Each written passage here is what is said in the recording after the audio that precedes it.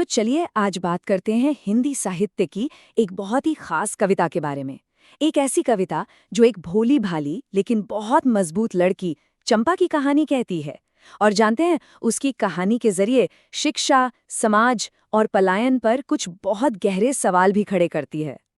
और कविता की पहली लाइन, भाई वो ही अपने आप में एक पहेली है। चंपा काले काले अक्षर नहीं चीन्हती। कौन है ये चंपा, और ये काले काले अक्षर क्या बला हैं जिन्हें वो पहचानती तक नहीं? यहीं से हमारा सफर शुरू होता है इस रहस्य को सुलझाने का। तो चलिए कहानी में आगे बढ़ते हैं और मिलते हैं इस कविता की जान से, यानी चंपा से। एक छोटी सी ऊर्जा से भरी हुई लड़की जिसकी अपनी एक छोटी सी दुनिया है, गांव की पगडंडियां और खुला आसमान। चंपा है कौन? कोई राजकुमारी नहीं, बहुत ही सीधी सादी पहचान है उसकी। वो सुंदर नाम के एक ग्वाले की बेटी है और उसका रोज का काम है अपने जानवरों को, मतलब गाय भैंसों को चराना। बस यही उसकी जिंदगी है। अब चंपा का जो कैरेक्टर है ना, वो बड़ा मजेदार है। स्वभाव से तो अच्छी है, लेकिन उतनी ही चंचल और शरारती भी। मतलब उसकी आंखों में एक अलग ही चमक है, एक ऐसा अल्हड़पन जो किसी भी नियम में बंधना ही नहीं चाहता। और उसकी इन शरारतों का सबसे ज्यादा शिकार कौन होता है? अरे खुद कवि। जब भी वो कवि को कुछ लिखते पढ़ते देखती है तो खेल खेल में उनकी कलम ही चुरा लेती है, जैसे वो पूछ रही हो, ये क्या करते रहते हो हर वक्त? और मजा देखिए, बात यही नहीं रुकती।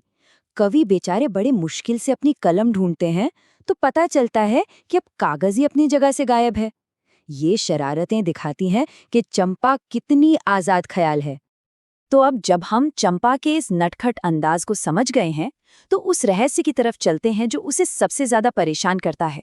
ये काले काले निशान, जिन्हें हम और आप अक्षर कहते हैं। देखिए, चंपा की दुनिया में अक्षर का वो मतलब है ही नहीं जो हमारे लिए है। उसके लिए तो ये बस कागज पर बने कुछ अजीब से काले निशान हैं, बस इससे ज्यादा कुछ नहीं। और यही चीज उसे हैरान कर देती है। वो सोचती है, अरे ये कैसे हो सकता है?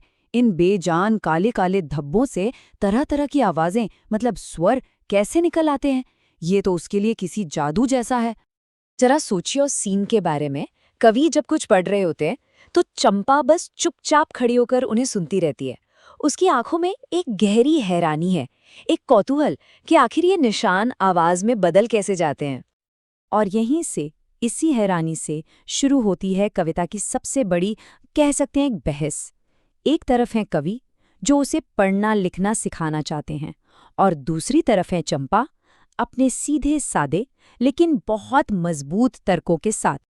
कवि उसे समझाते हैं कि देख, मुश्किल वक्त में पढ़ाई काम आएगी। यहाँ तक कि गांधी बाबा भी यही चाहते थे।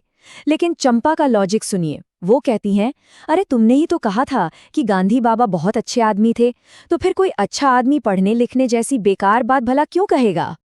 यहाँ ये समझना बहुत जरूरी है कि चंपा का मना करना सिर्फ एक बच्चे की जिद नहीं है। नहीं, उसकी इस ना के पीछे एक बहुत गहरा डर छिपा हुआ है, एक ऐसी चिंता जो उसकी पूरी दुनिया से जुड़ी है। तो फिर असली वजह क्या है? चंपा सच में क्यों नहीं पढ़ना चाहती? इसका जवाब हमें तब मिलता है जब कवि उसे मनाने के लिए अपना आखिरी दांव चलते हैं, अपनी सबसे बड़ी दलील सामने रखते हैं। कवि उसे एकदम प्रैक्टिकल बात समझाते हैं। वो कहते हैं, देख चंपा, कल तेरी शादी होगी, तू ससुराल जाएगी, फिर तेरा पति कमाने के लिए कलकत्ता जैसे बड़े शहर जाएगा। तब क्या करोगी?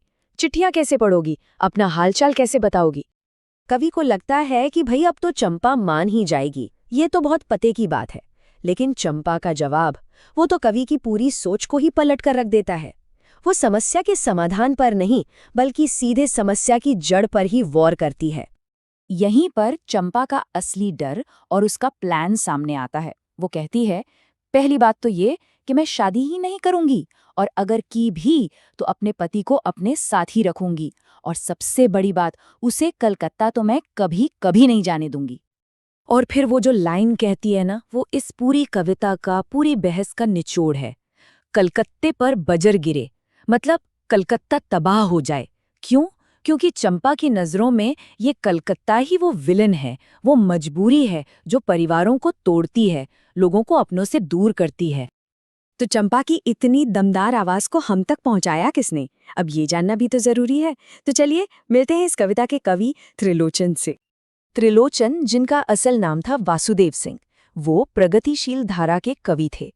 मतलब उनकी कविताओं का जो मेन फोकस था वो था शोषित, दबे कुचले लोगों का दर्द, और उनकी भाषा एकदम सरल, बोलचाल वाली। तभी तो चंपा का किरदार इतना असली, इतना जीवंत लगता है। उन्हें हिंदी साहित्य में धरती का कवि या किसान कवि भी कहा जाता है। मतलब वो कवि जिसकी जड़ें जमीन से, गांव से, किसानों और मजदूरों के दर्द से जुड़ी हुई थीं। सोचिए 1945 का साल, उनका पहला कविता संग्रह धरती छपकर आया। ये वो वक्त था जब देश बदल रहा था, आज़ादी की दहलीज पर था और गांवों से शहरों की तरफ पलायन एक बहुत बड़ी सच्चाई बनता जा रहा था। तो आखिर में हम क्या समझते हैं?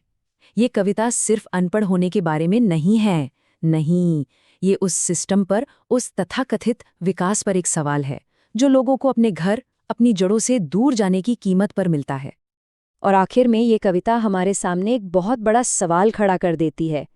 क्या पढ़ाई लिखाई हमेशा ताकत देने का ही काम करती है, या कभी-कभी वो सिर्फ उस मजबूरी और उस जुदाई को सहने का एक तरीका बनकर रह जाती है जो ये सिस्टम हम पर थोपता है?